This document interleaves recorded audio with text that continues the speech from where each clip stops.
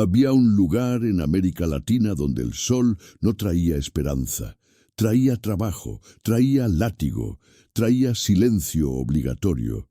Era una hacienda colonial ubicada en el corazón de una región fértil del siglo XIX, tierra generosa que producía riqueza para unos pocos y sufrimiento para muchos. Las paredes de piedra de la casa grande se levantaban altivas bajo el cielo caliente, pintadas de blanco como si el color pudiera lavar lo que ocurría dentro de sus límites. Alrededor, los cañaverales se extendían hasta donde la vista alcanzaba, verdes y densos, indiferentes al dolor humano que los mantenía vivos. Más allá de la casa grande, lejos de las flores del jardín y de los salones perfumados, existía otro mundo. Un mundo de barro, paja y tierra pisada. Las ensalas, los galpones donde vivían los esclavizados, eran estructuras bajas, oscuras, con apenas una ventana pequeña que dejaba entrar más moscas que aire. El olor era a sudor acumulado, a comida escasa, a cuerpos que no descansaban nunca lo suficiente. Fue en ese mundo donde nació Elías. Nadie registró la fecha exacta. Los esclavizados no tenían fechas de nacimiento, tenían fechas de compra, fechas de trabajo, fechas de castigo. La madre de Elías, una mujer llamada Inés, lo trajo al mundo en el piso de tierra de una de esas ensalas, asistida apenas por otra mujer esclavizada que conocía los secretos del parto porque había traído demasiados niños al mundo en las mismas condiciones. Inés miró a su hijo recién nacido y no lloró de alegría, lloró de miedo, porque sabía exactamente lo que le esperaba. Desde pequeño, Elías fue diferente, no en el sentido en que los cuentos romantizados suelen describir. No había en él ninguna magia sobrenatural, ningún don místico. Era diferente de una manera mucho más simple y mucho más peligrosa. Prestaba atención. Mientras los otros niños jugaban en el barro entre los turnos de trabajo, Elías observaba. Observaba cómo los capataces hablaban entre ellos. Observaba cuando el señor de la hacienda bebía demasiado. Observaba qué esclavizados recibían más comida y por qué. Observaba los patrones, las rutinas, las grietas invisibles en el sistema que lo aprisionaba. El capataz principal de la hacienda se llamaba Don Severino. Era un hombre corpulento, de bigote oscuro y manos grandes, nacido libre pero criado en la violencia como si fuera su lengua materna. Don Severino había aprendido desde joven que su autoridad dependía del miedo, y que el miedo se mantenía vivo con demostraciones frecuentes. Fue Don Severino quien notó a Elías por primera vez. No fue una mirada de reconocimiento ni de admiración. Fue la mirada que un hombre acostumbrado al control dirige hacia algo que no entiende del todo. Elías tenía entonces unos 8 años y estaba parado junto a la cerca del corral. Mirando fijó la casa grande con una expresión que don Severino no supo descifrar.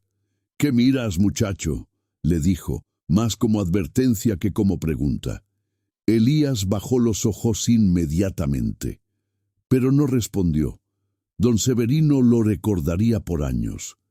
Ese silencio, esa calma, en un niño de 8 años, parecía imposible. En un niño esclavizado, parecía casi una provocación. La vida en la hacienda tenía sus propias reglas no escritas. Los esclavizados adultos trabajaban desde antes del amanecer hasta después del atardecer. Los niños comenzaban a trabajar apenas podían cargar algo. No había infancia en ese lugar. Había una versión reducida del mismo sufrimiento adulto, administrada en dosis que iban creciendo con los años. La madre de Elías, Inés, trabajaba en la cocina de la casa grande. Era una posición que otros esclavizados consideraban privilegiada, porque significaba techo firme, acceso a sobras de comida y menor exposición al sol. Pero Inés sabía que ese privilegio tenía un precio que ninguna mujer debería pagar. Ella nunca habló de ese precio con su hijo. Pero Elías veía las marcas que dejaba en su manera de caminar, en su manera de evitar ciertos cuartos, en su manera de mirar al suelo cuando el señor de la hacienda pasaba cerca. El señor se llamaba don Augusto Verástegui. Era un hombre de mediana edad, bien vestido, con la apariencia tranquila de alguien que nunca tuvo que justificar nada en su vida. Tenía esposa, doña Carmen, una mujer delgada que pasaba los días entre la capilla y los bordados, y dos hijos que estudiaban en la ciudad. La hacienda era su herencia, su orgullo y su identidad. Los esclavizados eran, para él, parte del paisaje. Elías creció mirando ese paisaje desde adentro, y fue aprendiendo lentamente que el mayor peligro no estaba en los látigos ni en las cadenas. Estaba en la naturalidad con que todo eso existía, como si fuera el orden correcto del mundo, como si no pudiera ser de otra manera. Pero Elías, desde pequeño, sospechaba que podía. El padre Anselmo llegaba a la hacienda una vez por mes. Era un cura de edad avanzada, encorvado por los años y por el peso de una conciencia que nunca encontró paz completa. Venía a dar misa para la familia Verástegui, a bendecir las cosechas, a cumplir con el ritual que hacía que los dueños de haciendas se sintieran del lado correcto de Dios. Pero el padre Anselmo guardaba un secreto que podría haberle costado mucho más que su posición. Él enseñaba a leer a los esclavizados, no a todos. Eso habría sido imposible e imprudente. Pero a los que mostraban disposición, los que llegaban hasta él con ojos hambrientos y voluntad firme, él les ofrecía lo que podía. Letras, palabras, frases cortas escritas en papeles que debían ser destruidos después de memorizados. Elías tenía 12 años cuando se acercó al padre Anselmo por primera vez. No lo hizo con palabras. Lo hizo con la misma táctica que usaba para todo. Se quedó cerca, en silencio, esperando ser notado sin parecer que esperaba algo. El padre lo notó. «Tú quieres aprender», le dijo en voz baja sin levantar los ojos del libro que fingía leer. «Sí», respondió Elías, la palabra más simple, la más cargada. Lo que siguió fueron meses de encuentros clandestinos, siempre en el margen del tiempo libre que los domingos por la tarde ofrecían. El padre Anselmo le enseñaba con paciencia y con miedo, porque sabía que si don Severino descubría lo que estaba haciendo, las consecuencias no serían solo para él. Elías aprendió con una velocidad que sorprendió al viejo cura. En pocas semanas ya deletreaba. En meses ya leía frases completas. En menos de un año leía párrafos enteros de la Biblia, el único libro disponible, con una fluidez que el padre Anselmo no había visto en muchos de sus estudiantes más privilegiados. Pero Elías no leía la Biblia para encontrar consuelo. La leía para entender el lenguaje que los poderosos usaban para justificar su poder. Y en ese proceso aprendió algo que nadie pretendía enseñarle, que las palabras podían ser armas más silenciosas y más duraderas que cualquier látigo. Fue en esa misma época que Elías conoció a Tomás. Tomás era 2 años mayor que él, hijo de un esclavizado que había muerto de fiebre el año anterior. Era un muchacho de risa fácil y carácter generoso. Exactamente lo opuesto a Elías en temperamento, y exactamente por eso se volvieron inseparables. Tomás era el que hablaba cuando Elías callaba, el que reía cuando Elías pensaba, el que recordaba a Elías que dentro de todo ese horror todavía existían momentos que valían la pena ser vividos. Su amistad era el tipo de vínculo que solo se forma entre personas que no tienen nada, y que por eso se dan todo lo que tienen. Y luego estaba Lucía. Lucía era hija de un pequeño comerciante de la región, un hombre libre pero de recursos modestos que vendía herramientas a la hacienda y que de vez en cuando traía a su hija en las visitas de negocios. Tenía la misma edad que Elías, cabello oscuro y una manera de mirar directamente a los ojos, que en aquella época y en aquel contexto era casi un acto de rebeldía en sí mismo. Elías y Lucía se encontraron primero con los ojos, y luego con palabras intercambiadas en los márgenes de momentos en que nadie prestaba suficiente atención. Ella le preguntó una vez si sabía leer. Él dijo que no, y luego, por alguna razón que no supo explicarse a sí mismo, cambió de respuesta. Le dijo que sí, y ella sonrió de una manera que él guardó en algún lugar dentro de sí donde nadie podía llegar a quitársela. Era un amor imposible en todos los sentidos que el mundo de entonces podía imaginar. Y Elías lo sabía, pero lo guardó igual, porque en una vida donde casi nada le pertenecía, ese sentimiento era suyo, hasta que todo cambió en una tarde de noviembre. Don Severino descubrió que Tomás había robado una pequeña cantidad de maíz del almacén de la hacienda. No era la primera vez que algo así ocurría. El hambre en las ensalas era permanente y el robo era una forma de supervivencia que todos conocían y que los capataces fingían no ver, salvo cuando necesitaban un pretexto. Esa tarde, don Severino necesitaba un pretexto. El castigo fue público, deliberado y diseñado para enviar un mensaje. Elías estaba entre los que fueron obligados a presenciar. Vio a su único amigo, el hombre que reía cuando él pensaba, que hablaba cuando él callaba, recibir un castigo que no merecía con una intensidad que no tenía ninguna justificación racional, más allá de la demostración pura y simple del poder. Tomás sobrevivió, pero algo en su mirada no volvió a ser lo mismo, y algo en Elías tampoco. La rabia que había acumulado en silencio por años encontró esa tarde una temperatura diferente. Ya no era una brasa enterrada, era algo que comenzaba lentamente a tener forma. Buden Tupitistun. Hasta aquí llegamos con el segundo capítulo de esta historia, que, como puedes ver, apenas está comenzando a revelar todo su peso. Queremos saber, ¿qué sientes tú al ver lo que le hicieron a Tomás?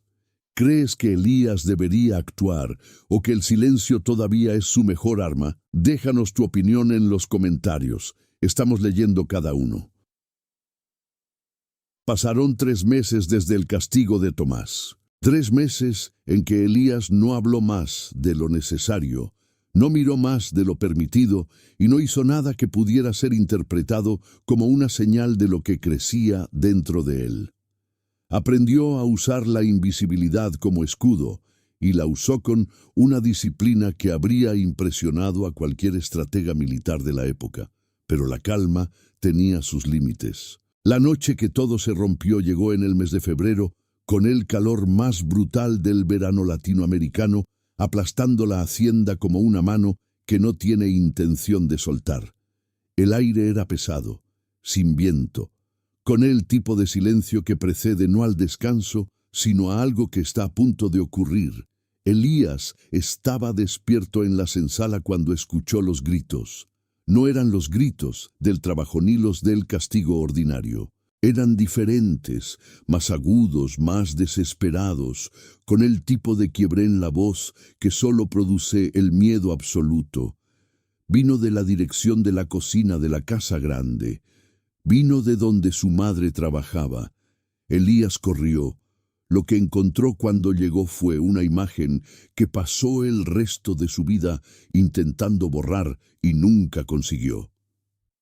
No vamos a detallar cada elemento de lo que ocurrió esa noche. Algunas cosas pertenecen al silencio que las víctimas merecen. Pero podemos decir esto: lo que Elías encontró esa noche fue la prueba más brutal y más definitiva de que el sistema en que vivía no reconocía la humanidad de su madre, ni la de él. Inés sobrevivió esa noche, físicamente, pero la mujer que Elías conocía, la que cocinaba con movimientos precisos, la que lo miraba a veces con una tristeza tan profunda que parecía no tener fondo.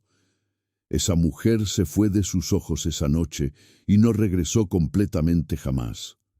Elías no gritó, no lloró en público, no hizo ningún gesto que pudiera ser registrado por alguien como peligroso. Se quedó de pie en el umbral de esa cocina, en la oscuridad de esa noche de febrero, y algo dentro de él, algo que había sido construido pacientemente durante años de observación, de aprendizaje clandestino, de rabia silenciosa, encontró su forma definitiva.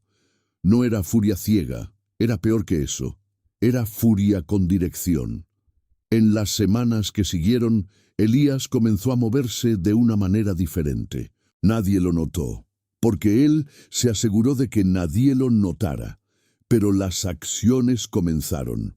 Primero fue algo pequeño, una información equivocada entregada al momento preciso, que hizo que don Severino llegara tarde a una reunión importante con don Augusto, una humillación mínima, casi imperceptible, pero Elías la registró con la satisfacción fría de quien sabe que este es solo el primer movimiento de un juego muy largo. Luego fue algo más elaborado, una conversación que él nunca tuvo, atribuida a alguien que nunca la dijo, que llegó a oídos equivocados y creó una tensión entre dos capataces que hasta entonces trabajaban en perfecta coordinación. La hacienda comenzó, muy lentamente, a tener grietas que no tenía antes, y Elías observaba cada grieta con la paciencia de alguien que sabe exactamente lo que está construyendo, o más precisamente, lo que está destruyendo. Damis, queremos detenernos aquí para decirte algo directamente. El hecho de que estés aquí, en este momento del video, dice mucho sobre ti. Gracias de verdad, por quedarte con esta historia hasta este punto. Sabemos que tu tiempo es valioso y que elegiste invertirlo aquí. Te prometemos que lo que viene en los próximos capítulos va a valer cada segundo. El mejor momento de esta historia todavía no ha llegado. Quédate con nosotros. La red que Elías construyó no tenía nombre. No tenía reuniones formales ni documentos firmados. Existía en susurros intercambiados durante el trabajo, en miradas que significaban más de lo que parecían, en pequeños gestos que solo los iniciados sabían descifrar. Había 6 personas en esa red, 6 esclavizados de distintas edades y posiciones dentro de la hacienda, cada uno con acceso a una parte diferente del sistema: la cocina, el almacén, el establo, los campos. Elías no los reclutó con discursos. Los reclutó con preguntas simples, hechas en el momento correcto, que hacían que cada persona sintiera que la decisión de unirse había sido completamente suya. Era un talento que no le había enseñado nadie. Simplemente lo tenía. La información que circulaba dentro de esa red era extraordinaria. Elías supo, antes que nadie en la hacienda, que don Augusto tenía deudas importantes con un comerciante de la ciudad. Supo que uno de los capataces menores visitaba en secreto a una mujer esclavizada de la hacienda vecina. Una relación que, si se hacía pública, destruiría su posición. Supo que doña Carmen, la esposa silenciosa de don Augusto, guardaba cartas de un hombre que no era su marido, escondidas detrás de los azulejos de la capilla privada. Cada dato era una pieza, y Elías era el único que veía el tablero completo. Las acciones que siguieron fueron quirúrgicas. Una carta anónima llegó a manos del acreedor de don Augusto, insinuando que la hacienda producía menos de lo que los libros contables mostraban. La presión financiera sobre don Augusto aumentó. Sus decisiones se volvieron más erráticas. Su trato con los capataces se deterioró. La hacienda, que había funcionado durante décadas con una brutalidad eficiente, comenzó a perder su coherencia interna. Don Severino notó el cambio. Era un hombre brutal, pero no era tonto. Y la sensación de que algo estaba ocurriéndole a la hacienda desde adentro lo inquietaba de maneras que no sabía articular. comenzó a mirar con más desconfianza a los esclavizados. Comenzó a hacer preguntas. Y fue en ese momento que Elías cometió el único error que cometiría en todo ese proceso. Tomás lo vio. No vio todo, pero vio suficiente. Vio a Elías entregar algo a uno de los miembros del Aredenún, momento en que no debería haber nadie cerca. Y Tomás, que era generoso y leal, pero que cargaba desde el castigo un miedo que había reconfigurado su manera de evaluar los riesgos, tomó una decisión que Elías nunca le perdonaría completamente. Fue a hablar con el padre Anselmo. No fue a don Severino, eso hay que decirlo con claridad. Tomás no era un delator, pero fue al único adulto en quien confiaba, buscando un consejo, buscando que alguien le dijera que lo que había visto no era tan peligroso como parecía.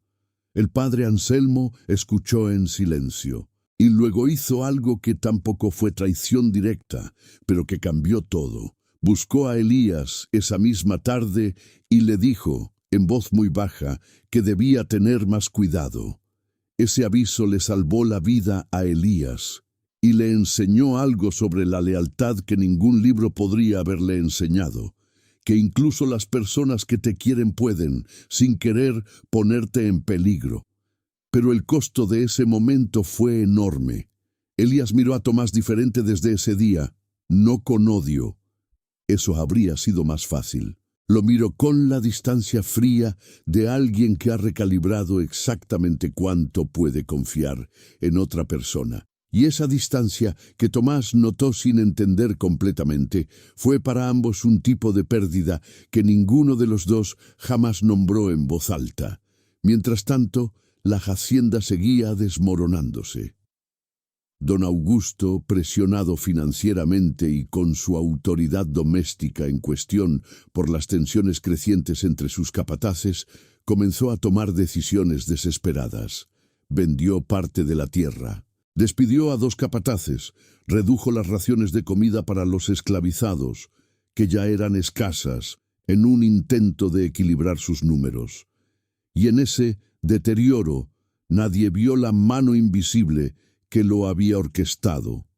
Nadie excepto uno. Don Severino, en una tarde de lluvia, convocó a todos los esclavizados al patio central de la hacienda.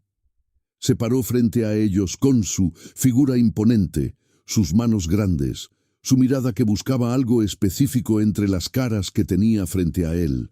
«Alguien en esta hacienda está trabajando contra nosotros», dijo, con una voz que no necesitaba alzarse para generar miedo.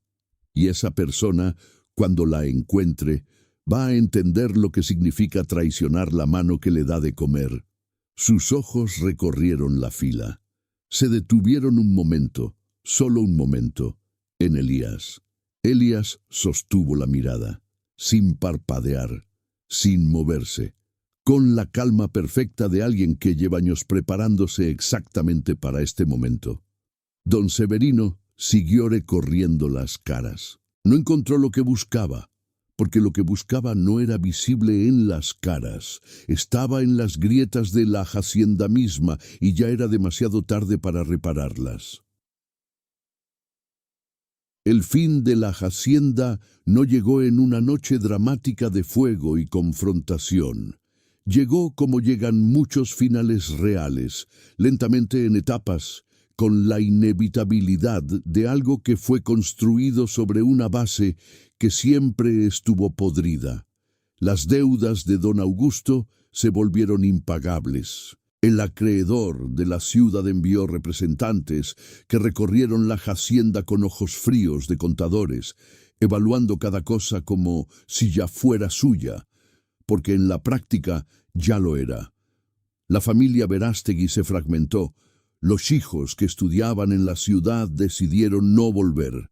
Doña Carmen, cuyas cartas escondidas nunca llegaron a ser reveladas públicamente, pero cuya existencia había creado entre ella y su marido un silencio que era peor que cualquier discusión, se fue a vivir con una hermana en otra provincia. Don Augusto Verástegui Se quedó solo en su casa grande de paredes blancas, mirando desde la ventana los cañaverales que ya no le pertenecían del todo, sin entender exactamente cómo había llegado a ese punto.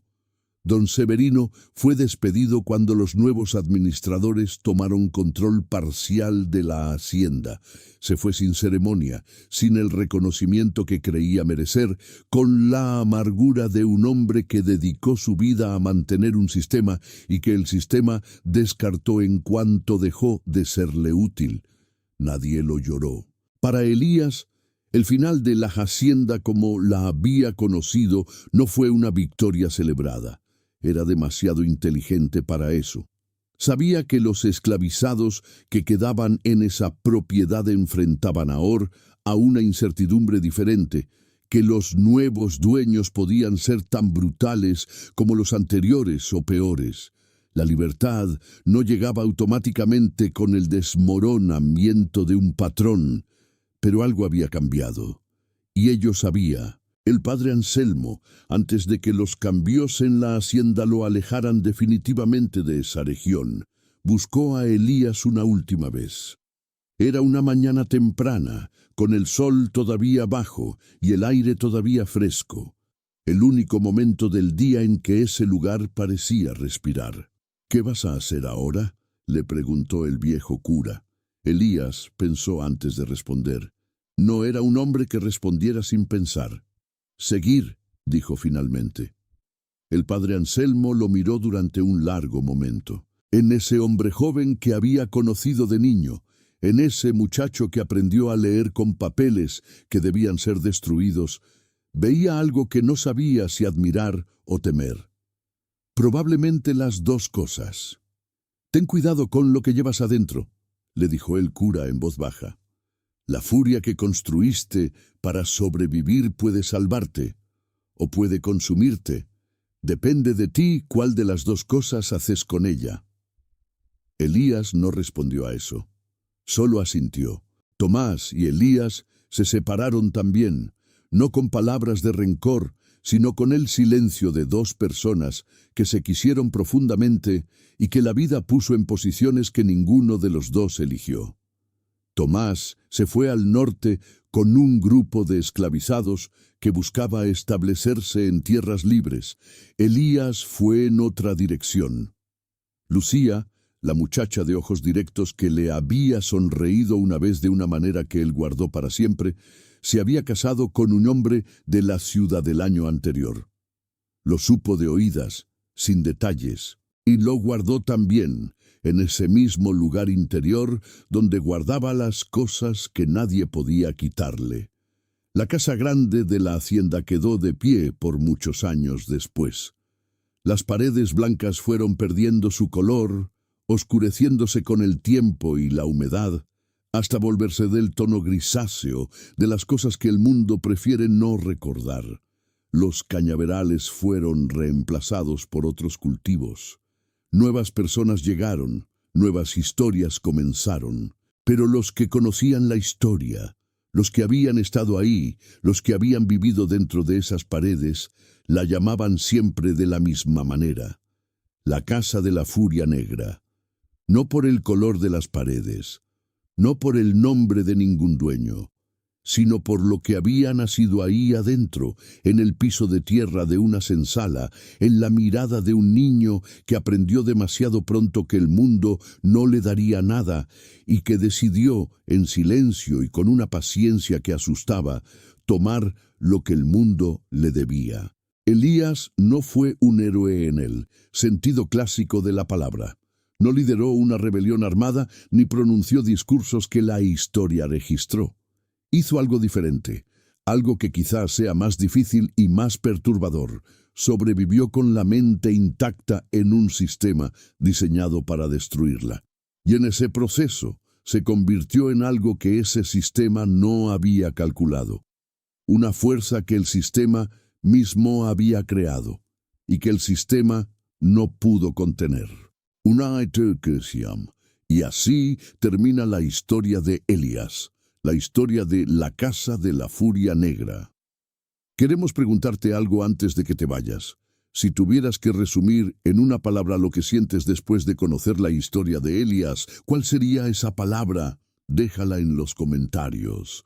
Nos importa lo que piensas y estamos leyendo cada respuesta. Si esta historia te movió, te hizo pensar o te dejó con algo que no puedes ignorar fácilmente, entonces ya sabes lo que tienes que hacer. Suscríbete al canal y activa la campanita. Hay más historias como esta esperando por ti. Historias que el mundo oficial prefiere dejar en las sombras, pero que nosotros nos comprometemos a traer a la luz. El siguiente video ya está aquí, y te prometemos que lo que viene es igual de intenso, igual de real y igual de imposible de olvidar. No te lo pierdas.